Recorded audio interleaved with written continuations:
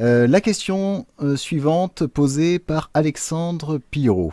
N'y a-t-il pas des exceptions à la libre circulation des mouvements de capitaux?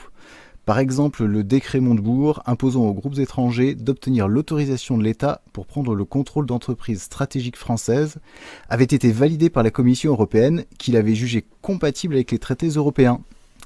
Malheureusement, Emmanuel Macron avait donné son accord pour la vente d'Alstom à General Electric. C'est vrai, il y a, d'ailleurs à l'UPR on ne l'a jamais nié, je crois que François Asselineau en avait parlé lors de, je ne sais plus si c'était un direct ou un entretien d'actualité, il y a des clauses de sauvegarde possibles quand il s'agit de secteurs stratégiques.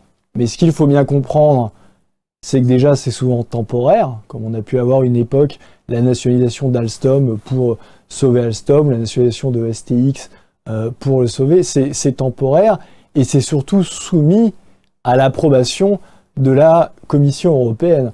Donc c'est un processus qui est très lourd, dont on n'est pas souverain, puisqu'il faut l'approbation de la Commission européenne.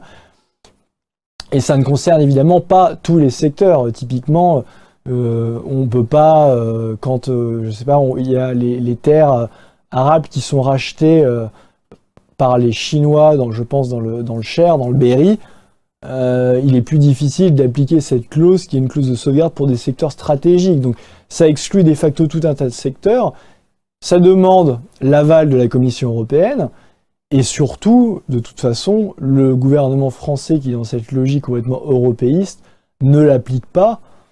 Et donc, on l'a vu, il y a cet exemple qui est très juste d'Alstom, le décret Montebourg n'a pas été appliqué ni sur la branche énergie, ni sur la branche transport. Ça a au contraire été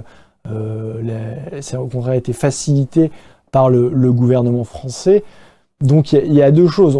On peut, sur un secteur très restrictif, mais il y a le côté, une temporalité définie, donc très courte, et surtout il faut l'aval de la Commission européenne. Donc finalement, ce n'est que repousser l'échéance, et vous n'êtes pas vraiment souverain. Si vous voulez éviter les délocalisations ou éviter les rachats, puisque là, dans le cas d'Alstom, on ne parle pas de délocalisation, mais on parle de rachat, il faut être souverain et il faut pouvoir sortir des traités européens en faisant évidemment le Frexit, ce qui permet d'avoir un contrôle des mouvements de capitaux et qui évite de facto, dès lors qu'on le souhaite, toute délocalisation ou tout rachat d'entreprise.